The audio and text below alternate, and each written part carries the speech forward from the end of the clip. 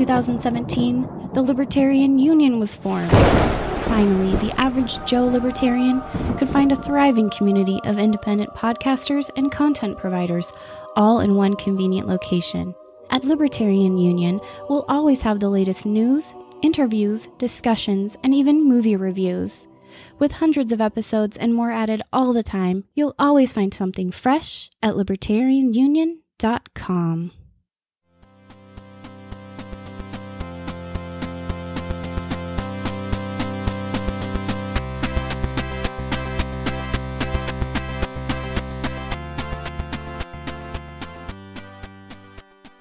Hey everyone, it's Daniel and Robert, the Last Nighters. I'm Daniel Elwood, and this is Robert Johnson joining me to talk about the next movie up for bid on the Last Nighters, Barefoot Gen. And this is a show that is brought to you by the Launchpad Media, where they're always launching new ideas in your direction. They have a bunch of exclusive shows, amazing content coming out daily. Check it out at thelaunchpadmedia.com. We are the Monday show, and there's great stuff worth checking out. We're also part of the Libertarian Union, which is a group of other podcasters that do content similar to ours, but not related to movies per se. But there's music, and there's current events, foreign policy, legal theory, and all the rest. So check that out at libertarianunion.com. And now that I got those plugs out of the way, and speaking of launching stuff in your direction, I'm going to launch Robert in your direction before we get into the Google description on what will be episode 32 of The Last Nighters, Barefoot Gen. Yeah, Barefoot Gen. It's this movie from the 80s, I want to say. I don't know if I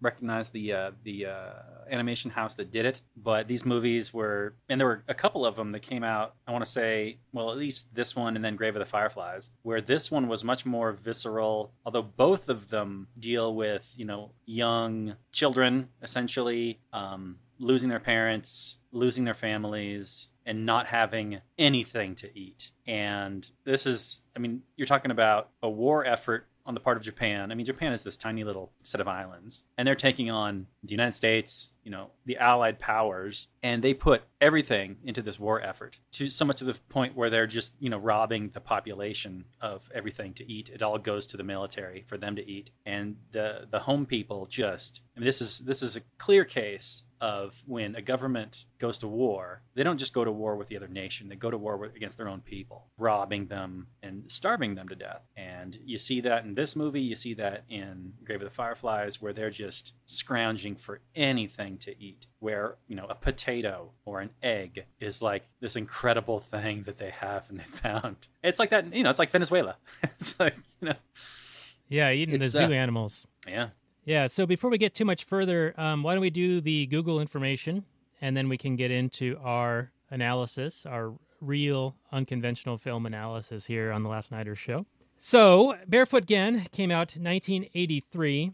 Filmmaker Mori Masaki shows the effects and the after effects of the atomic bomb on the Japanese people. It came out on July 21st, 1983. And just for a little bit of an additional amount of context, here is the description surrounding the manga series that the film is based on. Barefoot Gen is a Japanese manga series created by Keiji Nakazawa, loosely based on Nakazawa's own experiences as a Hiroshima survivor. The series begins in 1945 in and around Hiroshima, Japan, where the 6-year-old boy Gen Nakaako lives with his family. And that is the Google information there. There is a little bit of, let me see here, the IMDb stuff, 8.1 out of 10, 71% Rotten Tomatoes, and 7.9 out of 10 on the myanimelist.net. And 90% of the Google users approve of this film or recommend it. And Robert, I got to say, this is it's a difficult watch for sure, especially being aware of the precipitating factors that led to this, and the notion that the crimes of the government and the imperial leadership on both sides led to this widespread suffering. People just annihilated into shadows, and then the zombie-like radiation and burns and just horrific violence that was perpetrated against these people in this aftermath. It is really, really crazy.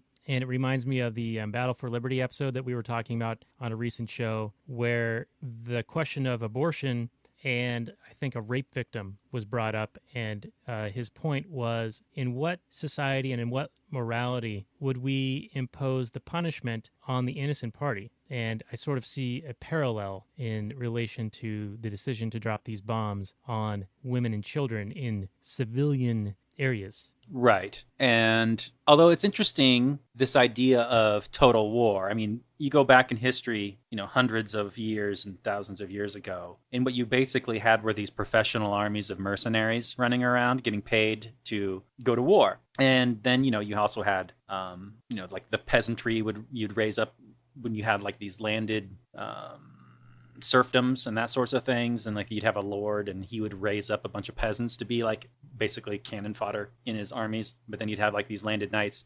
But you didn't have these, the idea where you had to grind down the opposing nation in order to win a war. You would just show up on a battlefield, you'd defeat the other army, and then that army would win, and then they would conquer that land. Fast forward to like World War One, and you get to the point where you're grinding down, the technology and the power, and this idea of essentially total war is happening, where you have to not only defeat you can't really just have a clear cut decisive victory where one army just smashes another army. That just doesn't really happen anymore. It happens, there are wins and losses and battles and that sort of thing, but you don't just smash the entire fighting capacity of Japan in one fight. You just don't do that. There are big fights where you can destroy like a couple of like aircraft carriers at Midway and destroy much of their fighting capacity, but you still don't destroy like the entire fighting capacity of Japan.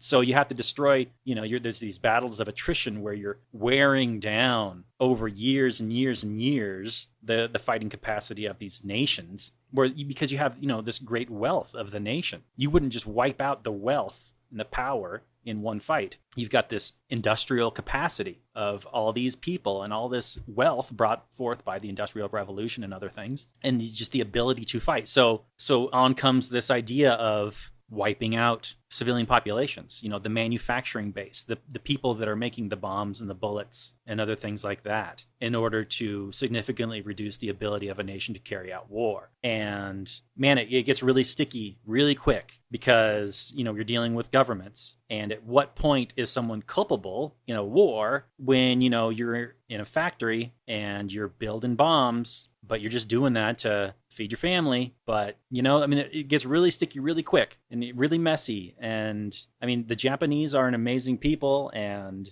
I've been listening to this hardcore history stuff with Dan Carlin, and it's an amazing podcast. If nobody listens to that, listen to it, it's great. But the way he talks about the Japanese people and their hardcore patriotism, especially in that time. I told Daniel earlier last week when we were kind of talking a little bit off air, but he relates the story of these guys I think in the Philippines, or I forget where, maybe it was in Indonesia, but I think it was in the Philippines, where these Japanese guys were being found in the 70s still fighting World War II, because they were just, they were told that to go on these islands and fight the enemy, and 20 years later, they're still killing native Filipino guys. And so then the Japanese government has to show up and go like, yo, war's over, dude, stop. And they're like, yeah, right, dude, I believe you, totally. So they showed them all these newspapers, and they're like, this is not evidence that the war is over. They're showing all these newspapers about life in Japan. And from their perspective, the propaganda they were fed was that if the war was over, there wouldn't be a Japan. Because what they grew up believing is that everybody would fight and die down to the last human being for this war effort, for the emperor, who they basically see as the god figure. And I mean, just the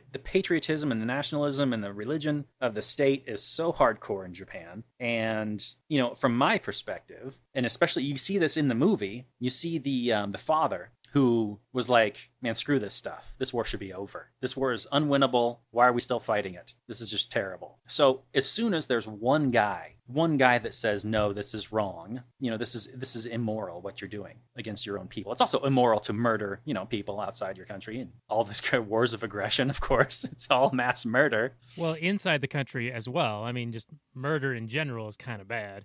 Yeah, totally is. I don't know. What did you, I mean, I really enjoyed the fact that they didn't pull any punches with the bombing, the animation of the bombing. I think this is pure statism. You don't get, under an anarchy type world, a reason to go nuke people halfway across the world. You only get that with nations fighting for other nations, for stealing resources from other nations and ruling over other nations. You don't get that, I hate that Shinji guy. Man, I'm going to go nuke that entire city. I mean, I know we talk about McNukes and Libertopia, but do you really think that people would just be nuking people halfway across the planet just because? I just don't see it. Yeah, well, we talk about nuclear nations or trying to develop nuclear weapons and how it's such a danger. And yet, the biggest complainer of that is the only nation that has gone and actually used them, which I find highly hypocritical and quite ironic. But back to your question about how they portrayed the bombing itself is pretty interesting, because I think it would be very difficult to have gone through that experience and have any recollection of how it is. But I mean, they really showed just horror, just destruction, people's flesh melting off on just half of their face because they were turned one direction, so the side that was towards the flash of light and the wave blast just melts away, but the other side is still there, the shadow side. And they must have been some distance away from the bombing itself, because from my understanding, if you're close enough, you're turned into a shadow. I mean, you're just like instantly vaporized. And the further out you are, the less direct effect you have, but the more radiation effect, the radiation poisoning and things like that. But they did not pull any punches in the animation of this. I mean, they literally showed, zombie-like people trudging along trying to get somewhere. And then I think a little bit after that, they were trying to help victims and give them water, and they ended up dying as soon as they got the water. Now, I didn't understand exactly why that had happened. Do you have any insight? I have some ideas from researching it a little bit, but do you have any idea from your context why people were dying as soon as they had the water? Well, from what the movie said that, or at least I think the mother made the comment, that the thirst was the only thing keeping them going. The desire to quench their incredible thirst, and then once that thirst was slaked, then they could go just instantly die. Okay, I'm done. I've slaked the thirst. I had one job to do. My job is done, and now I can die. That's essentially what I got out of it. Okay, so it's like the core, the base of the brain still keeping you going, like trying to satiate that super, low thing on the Maslow's priority or hierarchy of needs. And so you're just going along until you satisfy that. I guess that makes some sense. I thought that perhaps that the water had become tainted and that they were already so irradiated that was just the thing to put them over the top. Yeah, I don't scientifically, I don't think that works out. I mean, water can get irradiated, I believe, but it's also a great disperser of heat. And just don't think there would have been enough time to really irradiate all that water. And I mean, I think if you're maybe drinking the black rain that fell, that wouldn't have been great, of course. But I think you could. I mean, everybody in that area is massively irradiated. There's no escaping that. But I mean, those people were so destroyed. I mean, you can only imagine your entire body, your flesh is just cooked right off. You're essentially like barbecued, and your meat is just hanging off the bone. What's keeping you going? Right, and that's if you've survived past that point. I mean, the lucky ones were instantly evaporated or vaporized, turned into shadows and dust. Yeah, because it killed. I mean, the estimates are estimates, but from what I've seen, and I believe the movie said that 100,000 died instantly. But then you double that for radiation issues with cancer and other issues like that. But can we talk about the idea and the decision to drop the bomb a little bit? It's not the most interesting thing for me, but there are a few points that we could go over. One was the idea that you're using this bomb to kind of announce to the world and announce to Russia that, we have this massive weapon, and this is essentially the beginning of the Cold War. Then you also have the use of the bomb to justify the money spent making it. I don't know how much money was spent making it. It was like billions of dollars in today's money, but there were a ton of boondoggles and different things made. If you go and watch the movie Aviator, what was it? The Hercules? The Hercules was one of those boondoggles. He was making that giant plane for the war effort. So to transport, tanks across the Atlantic or whatever it was, he thought he was going to do, maybe across the English Channel or something like that. But that never flew, and he was dragged before Congress to explain, his war profiteering. But there were all kinds of projects in the works that never saw the light of day in war. Let me pause you there for a moment, because I liked when he was pulled in front of Congress, just for the fact that they were lambasting him for profiteering, as you just said, and he turned it around on them and said, well, actually, what you guys put into this is only like less than a quarter of how much it's cost me so far. I'm just so determined to get this thing in the air that I have put my own money in. So to call me a war profiteer is ridiculous. Yeah, and that's the best scene in that movie, was him in front of Congress just roasting those congressmen.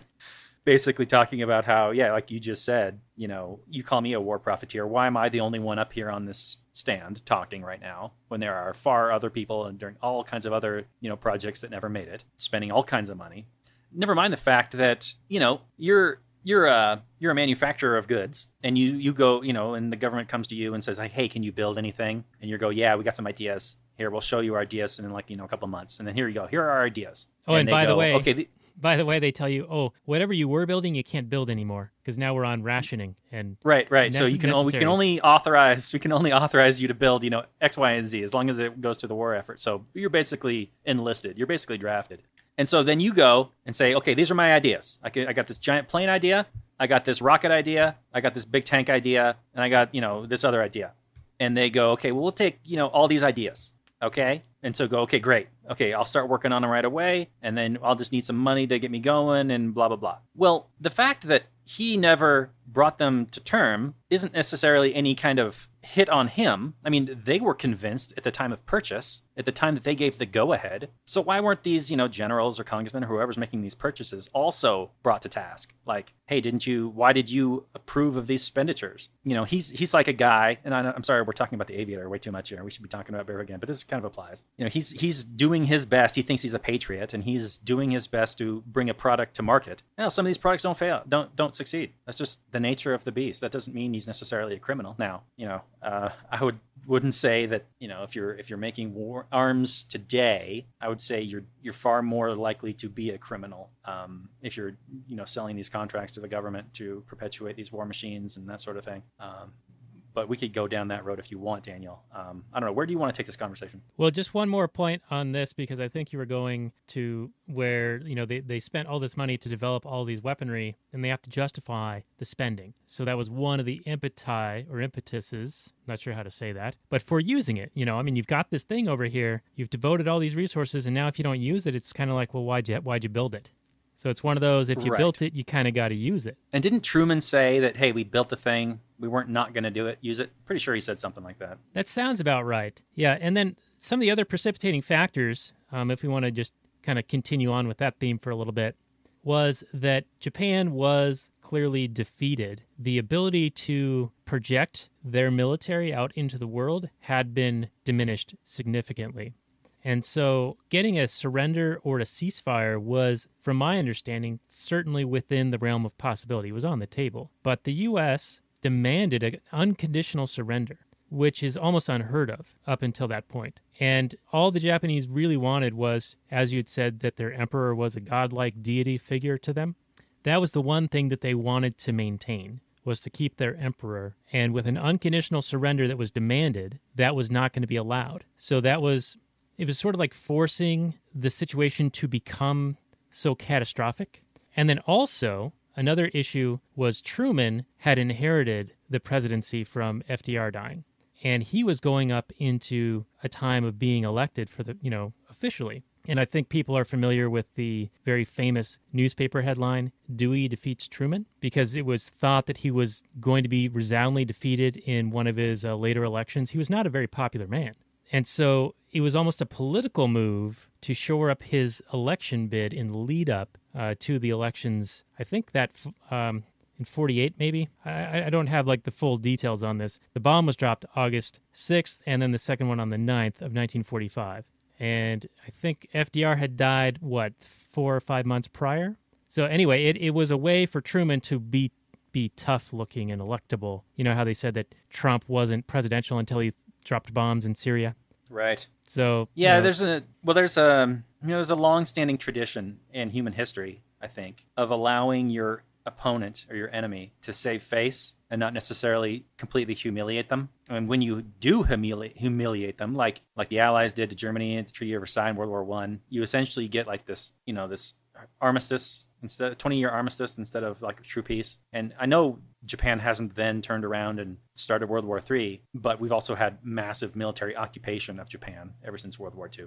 But yeah, how much quicker would they have surrendered had the U.S. allowed them to save face and not demanded that unconditional surrender? Now I know I don't know if this is like an ex post facto justification or if at the time they were discussing it. They probably were discussing it at the time. But one of the reasons they talk about how dropping the bomb was this fantastic thing was how many American lives it saved in a potential land invasion, where they're saying that yeah, in order to force Japan to surrender, you have to invade it and take over the capital and whatnot. And at the time they were talking about like a 500,000 lives being saved. But lately they're talking more like, yeah, maybe more or less like 50,000. Now, yeah, 50,000 versus a couple 100,000 Japanese dead. I'm sure, there are many rah America first people that are going to be like, great, kill them all if it saves one American life. But it really kind of shows, I don't know. It just seems like, dropping the bomb was like this big dick move. And we're showing how awesome we are, and we're just going to humiliate these people and massacre them and butcher these innocent people. Yeah, well, it was certainly a dick move. I'll give you that. Yeah, man. I don't know, man. It gets so messy because at one point, they're probably one of the most militant people in human history. The 1930s, 1940s Japanese, and they're most gung ho pro, rah rah emperor, rah rah Japan. So you could make an argument for every one of them being essentially a potential enemy. Yeah. But they're all going to. What I understand, that there was a lot of imperialism in Japan in the 1920s, 30s, and early 40s into Manchuria and other islands in their sphere of influence their sphere of influence. And that's, I think, one of the things that gives maybe the connotation of the correlation with imperialism and capitalism as getting natural resources and markets and things like that, like the socialist critique of capitalism. You follow what I'm saying? Like Oh looking yeah, at yeah, Japan yeah. as an If you're example, even though just it's like trying to get rich, right? You're justifying any kind of imperialism. right. When trade and voluntary exchange would have been multiple times more beneficial. Absolutely. But I was Yeah, watching the because Ip when Man trilogy a while back, and one of them is based on the Japanese having invaded the area where Ip Man lived, and yeah, they were horrific occupiers, and there was a lot of racial tension between Japanese and Chinese during that time. In fact, I've heard, and I don't know if this can be corroborated, but that Asian people are often more racist, or some of the most racist people around. That might be a bit controversial, even just posing it, but I have heard that. Well, from what I understand of history, the Japanese were propagandized to an incredible degree, and they thought of the Chinese people as these subhumans, and that essentially led to the rape of Nanking and other atrocities. I forget the name of the unit, but there was also a special kind of like a Mengele type unit for the Japanese during the Indochina War and leading up and into World War II, where they performed all kinds of horrific experiments on putting people in freezers and submitting them to hypothermia and just diseases of anything you can imagine, and gases and chemicals and just you name it, and there's some atrocity about it. I forget the name of the book that I read, and I think it's just the name unit, and I'm blanking on it, so I apologize. But if you want to hear about this stuff, it's fairly well documented. But yeah, the Japanese, and I'm sure there's plenty of racism to go around, but in order to cut the head off someone you've never met before, in order to horrifically rape and murder somebody you've never met before, in order to just massacre people by the hundreds, you really got to see them as less than human. And that was a very successful campaign. Yeah, that's one of the And things that is in the lead up to war is always propaganda campaigns to dehumanize the enemy, to make them appear less than human. And in fact, and it's kind of funny because now the left is saying that Trump is dehumanizing immigrants, and they're like sort of doing a nod to this sort of thing that leads to atrocities. Even though they're wrong, he's talking about gang members doing gangster shit and how they are acting like animals. Yet the left turns it around and says, oh, he's talking about all immigrants. So they twist it, and they know that they're tacking this onto a very emotionally charged thing that has a historic precedence of when there's an enemy and when atrocities are about to be done, dehumanization is one of the initial steps. So absolutely. I think and they're attacking it. They're being really dishonest when they do that. Right, they're being incredibly disingenuous, but they're not wrong in that, dehumanization is the first step. But yeah, Trump talking about MS-13 members as basically animals is a little bit different than categorizing anybody south of the Texas border as an animal. You just don't. I don't think he said that. But even if he did, I mean, I'm not a Trump supporter. I think he's a good person. I hate all presidents. But they did lead to a lot of hysteria from people in the LGBT community, immigrant populations that were basically terrified of him getting elected, thinking that they were all going to be deported or maybe just rounded up and put into camps or whatever. You mean like FDR did, who's one of their heroes? Yeah. Well, history, you actually have to pay attention and understand history sometimes. Yeah. Gotcha, I don't think bitch. it's super popular.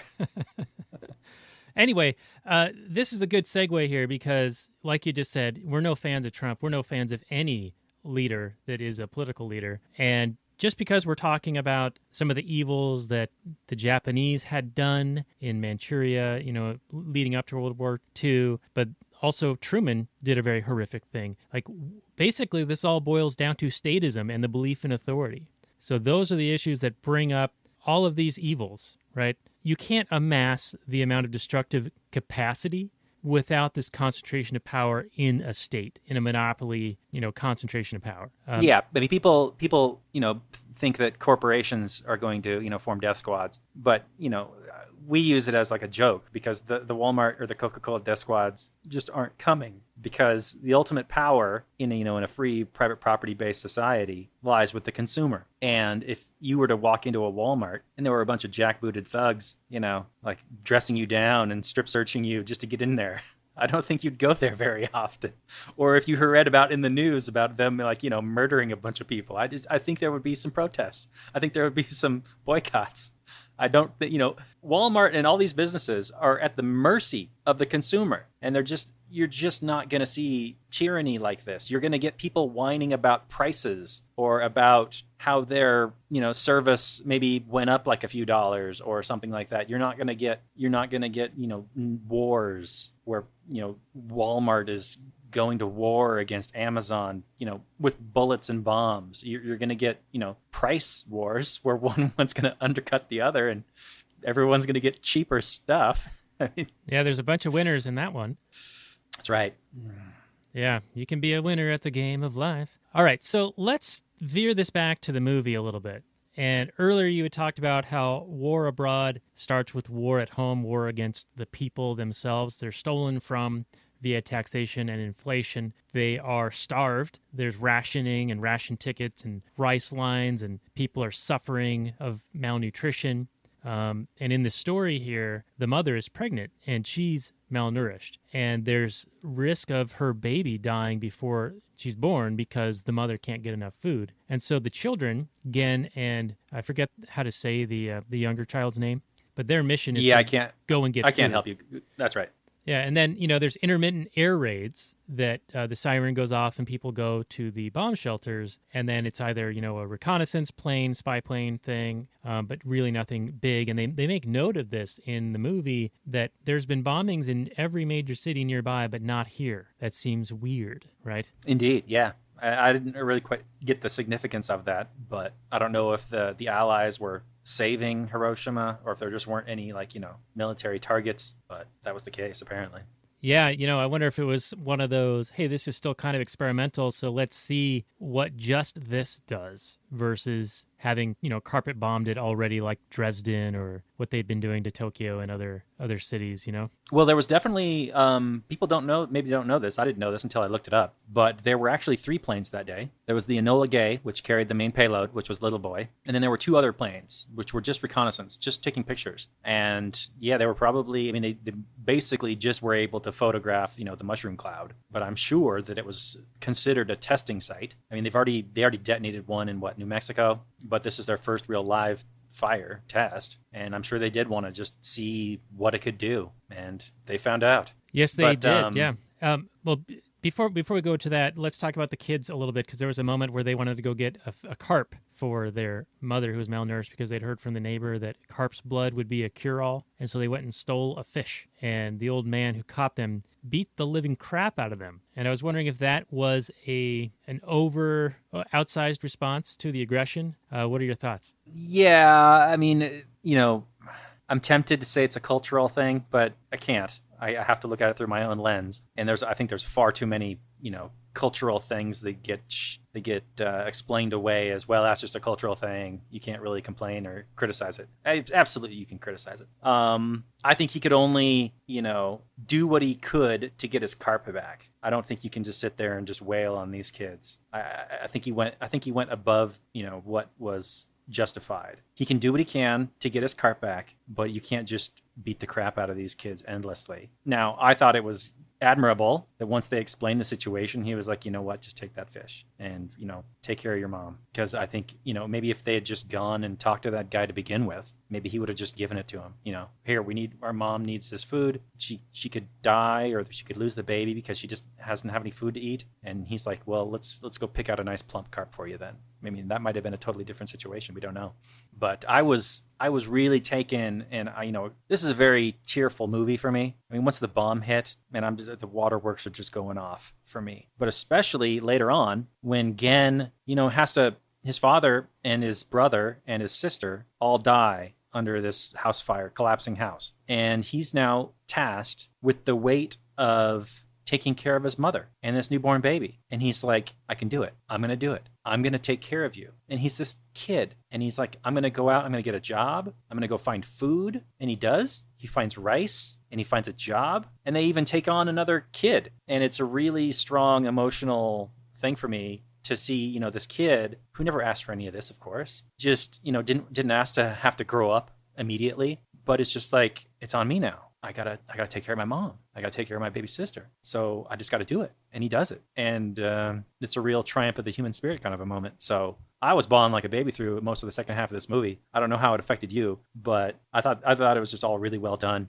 I knew that bit would get you when he takes the initiative on his own to figure it out, because I know you're a sucker for that. But I wanted to ask also a little bit about the ants, because they show these ants acting very strange the day of the bombing. But this is well before the bombing. Now, this might be an allusion to animals behaving strangely in an area prior to an earthquake, though I think that would be completely different because this is a man-made event that was planned ahead of time by maniacal evildoers, not geothermic and magnetic natural things happening that animals might be in tune with.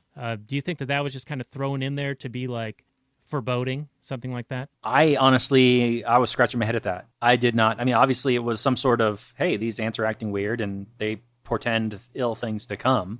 But I've never heard of ants doing that. Like you said, with earthquakes, there are accounts of many animals acting strangely and running away from, like a epicenter. But I've never heard of, ants getting out of Dodge when shit's about to go down.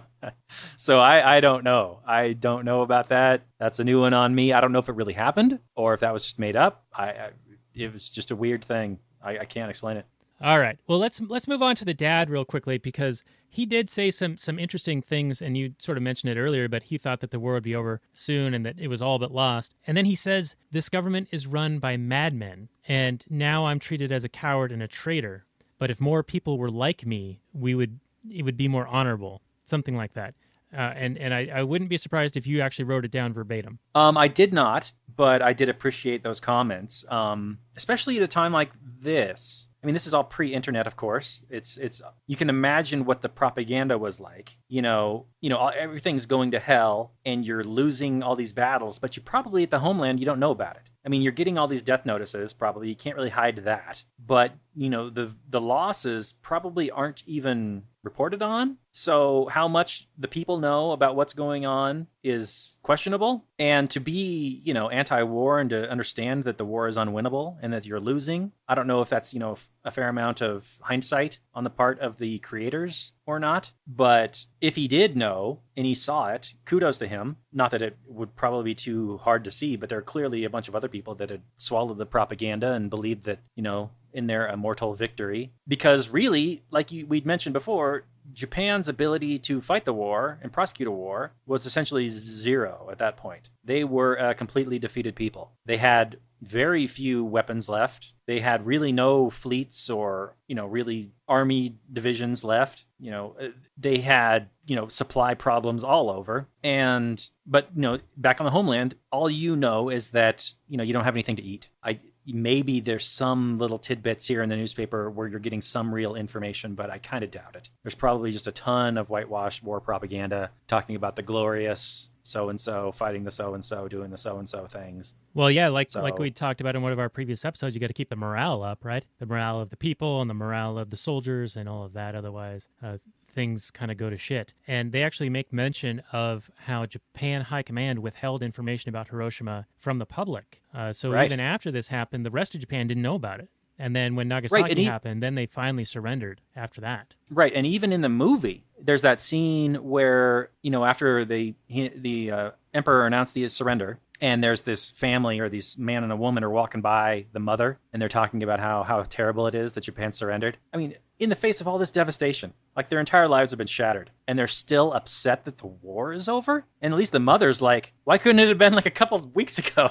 Why now? It's too late now. My life is destroyed. But there are still some people who are just so swallowed the Kool-Aid that they can't imagine a world where Japan, doesn't fight to the death, or Japan is actually defeated.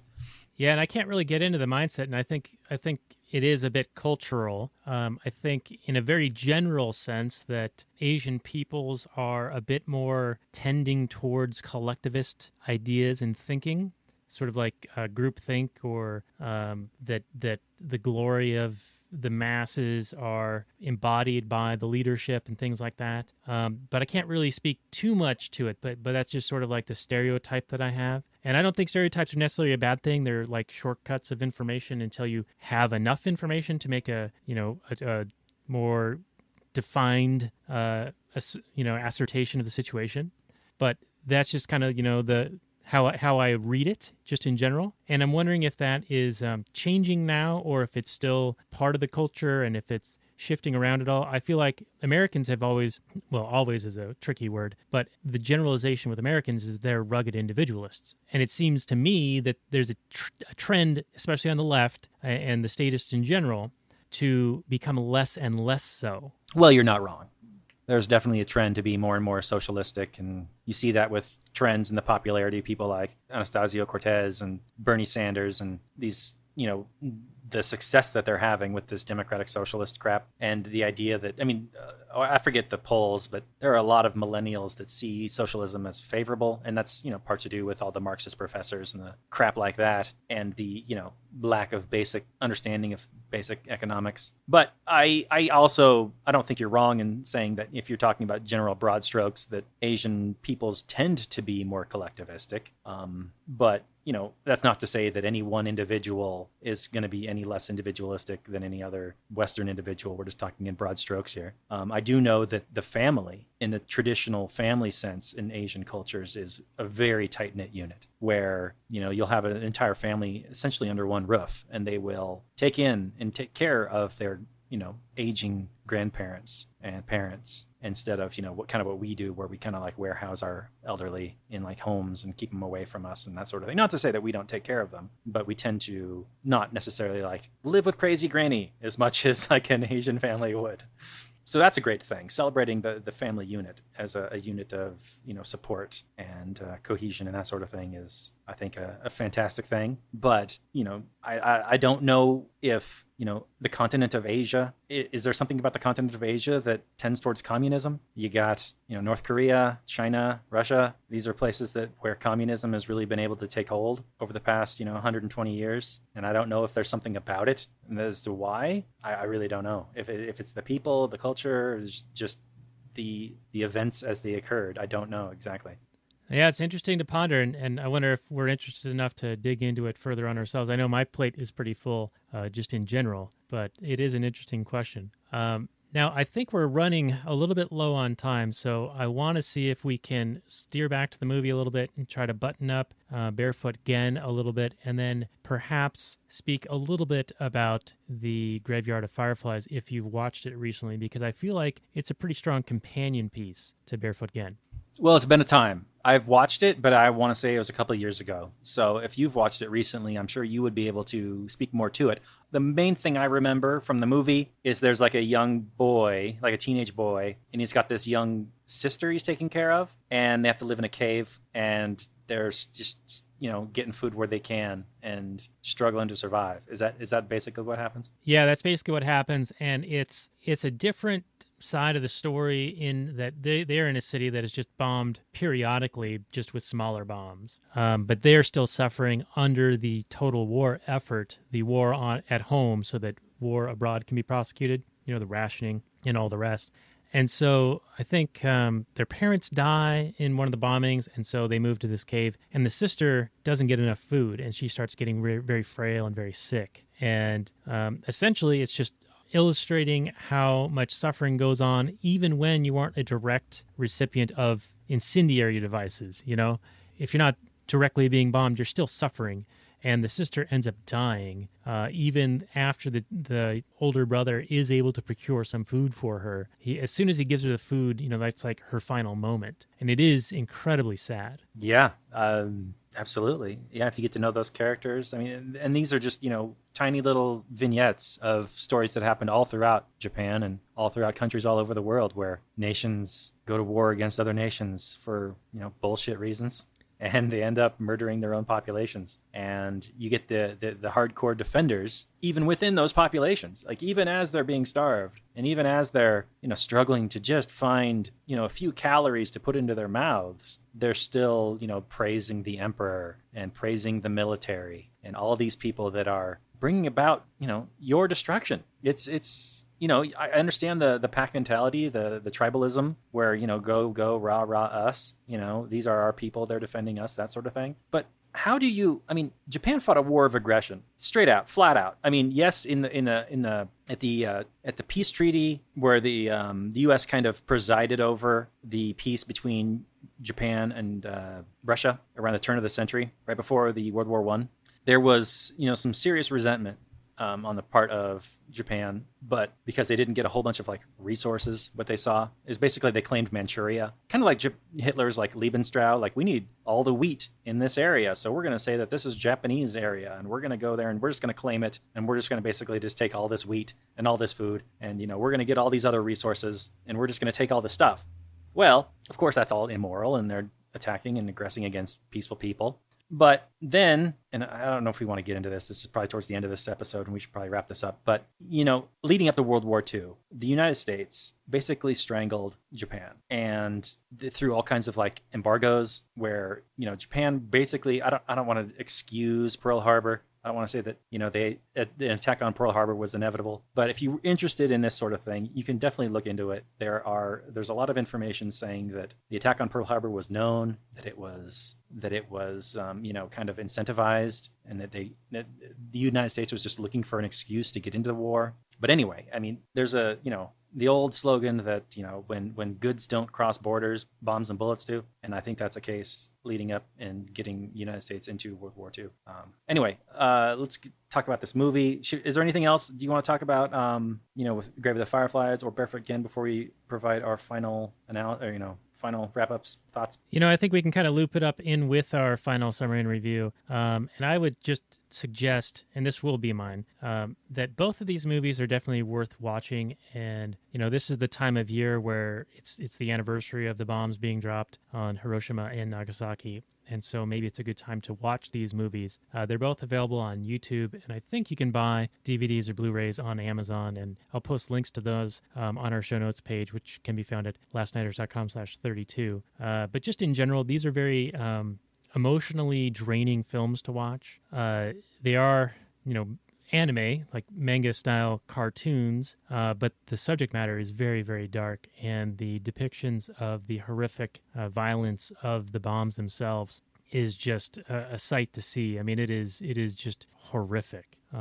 So it's a hard thing to watch, but I would definitely recommend it. And I mean, it's really hard to give a number to something like this. I think that it should, people say things should be mandatory viewing. Of course, as voluntarist types that we are, we're not going to like force anyone to do anything. But I would just highly recommend to watch something like this, to see it as a warning of, this is what the belief in statism yields. This is what is wrought. And so for me, I'm going to go with a 9 on this, just so it's like, up there on the go out and watch this. And I'll pass it to you, Robert. Yeah, I'm probably just going to echo what you said.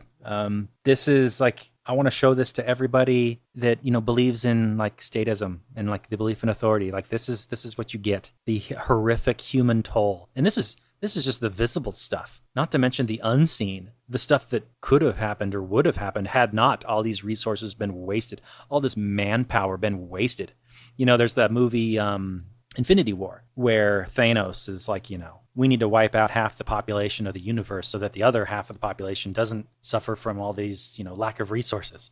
And there's one scene where he's talking to his daughter Gamora, and he's like, you know what happened after I wiped out half of the planet? And he's talking about all the things that thrived and whatnot. And I would answer, you know what happened? Not a whole lot of innovation. About half as much innovation, about half as much productivity, about half as much love and laughter and good times, and a whole lot more sadness and a whole lot more scrimping and saving and trying to scrounge up for a living because there weren't all those people that died providing value to all the other people that were still alive. When you murder hundreds of thousands of people and millions of people in war and waste billions and millions and trillions of dollars, you don't get all the productive things that those people would have done in their lifetimes and their children would have done in their lifetimes. All the things that they would do to serve you, to make products for you that would make your life better. All the innovations that they would have made that would have gone into amazing products that you could use, and who knows what, you just don't know. It's all unseen. And all the money that was wasted in all these wars that would have gone to who knows what, just living good life, thriving and multiplying and just being amazing, happy humans. It's just statism doesn't get a bad enough rap. It just doesn't in mainstream culture. It just doesn't. People see it as this normal thing that it just is. It's just the way it is, man. Just deal with it. Just deal with it. It's just the way it is. And, fight them on when they increase taxes or whatever. And yeah, do that. Absolutely. But also understand what you get when you have this belief in political authority. This is what happens. Watch this movie. And I'm not going to even give it a score. Just highly recommend it, or give it a 9 with that Dan did. It's fine. It's less about how good of a movie it is. And it is a good movie. It's more about how important it is. So watch it. All right. Well, I hope that we did it justice a little bit for the victims of this. There is blame on multiple sides, but really it all goes to the top, and that is the belief in authority. But Robert, I think next week we need to lighten the mood a little bit. So in the pre-show, I think we were talking about doing Office Space. So if you're down with that, why don't we do a little bit Mike Judge Office Space? Let's lock it in right now. Office Space next week, guys. Check it out. If you haven't seen it recently, I'm sure many people have seen it. But if you haven't seen it, it's a classic comedy, classic workplace comedy. Don't see the bastardized made-for-TV edit. They take out some of the songs and just totally ruin some scenes. You have to see the actual DVD. I mean, I know the censored version, you can't even find it these days, but they used to watch it on, show it on TBS, and not worth watching. You have to actually see the real movie. So check it out. Office Space, probably the best Mike Judge movie. Daniel, what would you say? Probably.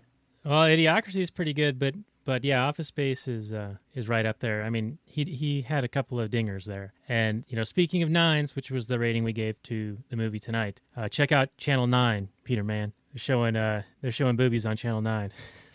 All right, we're trying to lighten this up.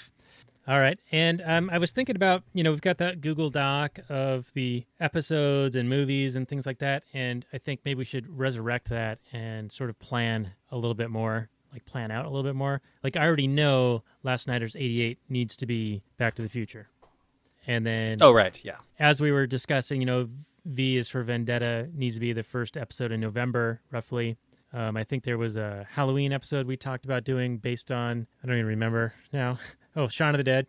So we have a few that we can sort of slot in there, and then other things we can look at, okay, what is happening in the movie theaters? Can we do a prequel, sequel kind of situation, or a related film? I know there's a new Robin Hood coming out. I think that's in November. So, we kind of plan around those types of events and try to... They're making another Robin Hood? Yeah, there's 9 of them already, so why not, get that perfect 10? It's really interesting when there's a property that is in the public domain, and you can see how, everybody just takes their hand at it and tries their hand at it, like with zombies or with Robin Hood or with, a Bible story. Yeah, you get abundance. You get abundance. You get all these different options. Yet when there's like this super tight control over IP, then you get like one movie every 10 years or whatever it is, and you're subject to that one guy's idea of what the movie should be. Yeah, totally, man. I mean, but anyway, yeah, that's what I think we should do is get a good listing going and potentially even make it somehow publishable, or at least the next couple of weeks publishable. I think that us having announcements of what the next movie is going to be is helpful, but we could potentially have like the next 2 or 3 weeks planned out for all to see somehow. Yeah, you know this. You know this, man. You can do Friday, get you high, motherfucker. Yeah, baby. And then, we're also doing the Wild Wild Country. Any more info on any other guest type shows? Yeah, so Wild Wild Country is going to be recorded on Sunday and probably come out, shortly thereafter. So people can find that listed at libertyweekly.net/WWC. This one will be with Sherry Voluntary, who is also on the Launchpad Media with a show called Postcards from Somalia. And she has a co-host, and they have a great rapport. And she's actually said that we have a great rapport, you and I. Ours goes back 35 some odd years, so I think we've invested some time here.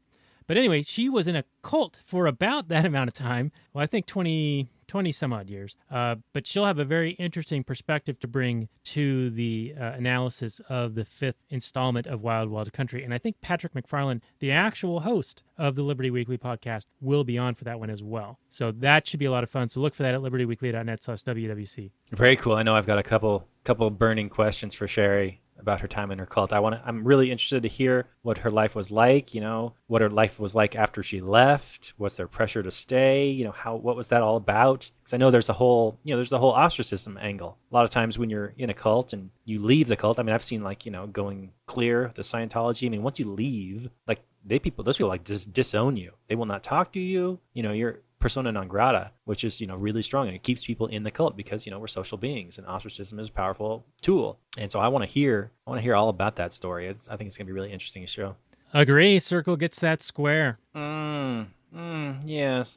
All right. And in other news, there is a meetup of libertarians in Seattle tomorrow that I have been invited to, and I'm trying to go to, but the weather is going to turn, and it's going to be between 50 and 70 and rain and potential thunderstorms, and this is happening at a beach. And it's about 5 hours of driving if we want to go and do this, and so it might not happen, which is a bit unfortunate. But it's like meeting libertarians out in the real world, like anarchist style libertarians, is a very rare sight. It's like looking for it's like bird watching. You see a very rare bird. That's what it's like. Seeing them out in the wild like that. So anyway. Yeah, I saw that post, and I was wondering if you were going to try and make it down for that, because it is a very rare event. So yeah.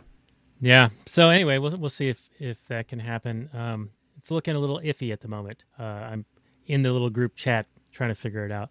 Well, let's wrap this down. This has been The Last Nighters, episode 32. You can find the show notes more at lastnighters.com/32. You can find us at the Libertarian Union, libertarianunion.com, and also at the Launchpad Media, where they're always launching new ideas in your direction at thelaunchpadmedia.com. So thank you guys for joining us. We appreciate it. We'll see you back next week on Office Space, and I'll say good night from last night.